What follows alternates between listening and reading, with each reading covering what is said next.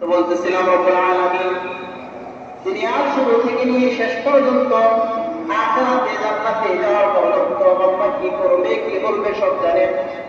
আল্লাহ এটাও জানেন বান্দা যখন আখিরাতে যাবে তখন সে আমলনামাকে অস্বীকার করবে, এটা আল্লাহ জানেন। আল্লাহ এগুলো করি নাই। ফেরেশতা আমার সাথে জিদাজিদি করছে, এ আমার সাথে শত্রুতা করছে, এমন মতো লিখছে, উপায় না পায় কি করবে? আল্লাহ তাবারক ওয়া তাআলা বান্দা যখন গুনাহ করেন, কোন কাজ করেন, কমপক্ষে 8টা সাক্ষী রাখা দেন। কয়টা সাক্ষী? 8টা সাক্ষী। এই যে গুনাহের আলোচনা এতদিন পর্যন্ত করলাম, কবিরা গুনাহ, এক একটা গুনাহ জাহান্নামে নিয়ে যাওয়ার জন্য যথেষ্ট। আজকে বলতেছি এই গুনাহ যে করতেছি সব কিছু আল্লাহ ভুলে গেছেন, ব্যাপারটা এরকম না। আমার নামা ঠিক আছে, 8 জন কি করছে? সমর্থন করছে। এখন চিন্তা করব আমি আপনি কদ্দুর করছি আর কদ্দুর সংশোধন হওয়া দরকার। আমি আপনি মনে করতেছি এখন তো আমি জমা করতে আসছি, এখন তো আমি বৃদ্ধ বয়স পার হয়ে গিয়েছি, 20 বছর ধরে আমি নামাজি। রব্বুল আলামিন যদি এরকম করেও পড়ার পর 20 বছর বাদ বাকি 60 বছরের হিসাব দিয়ে যাবেন কোথায়? বলেন দেখি, যারা বুড়া বাবা আছে তারা চিন্তা করবে। আল্লাহ তাআলা যদি বলেন বান্দা তুই 20 বছর আমাকে রয়ে চলছিস, তোর 20 বছরের হিসাব বাদ, 20 বছরের জন্য তোকে মাফ করে দিলাম, তাদেরকে 80 বছর জীবন দিয়েছিলাম, বাকি 60 বছর উল্টা পাল্টা করছে, এই হিসাব দিয়ে তারপর জান্নাতে যেতে হবে।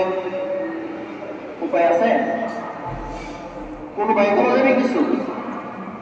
এই জন্য সবাই নিজের হিসাবের দিকে, নিজের আমলনামার দিকে, নিজের আখিরাতের দিকে চিন্তিত হইতে হবে।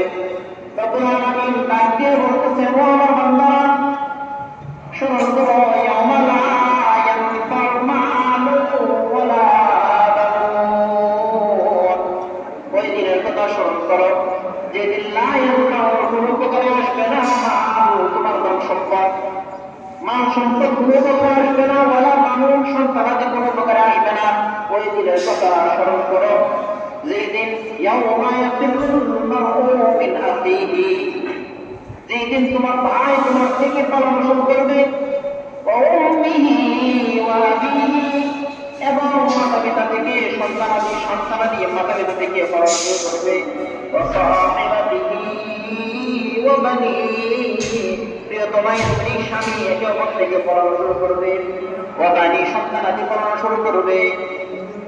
লিকুল্লি ইমরিইন মিনহুম ইয়াওমাইদিন, ওই দিন প্রত্যেক ব্যক্তির জন্য এমন একটা ব্যস্ততা আসবে, কেউ এই ব্যস্ততা থেকে অন্য কোনো জিনিসের স্মরণ করাইতে পারবে না। আমার কি হবে? ইয়া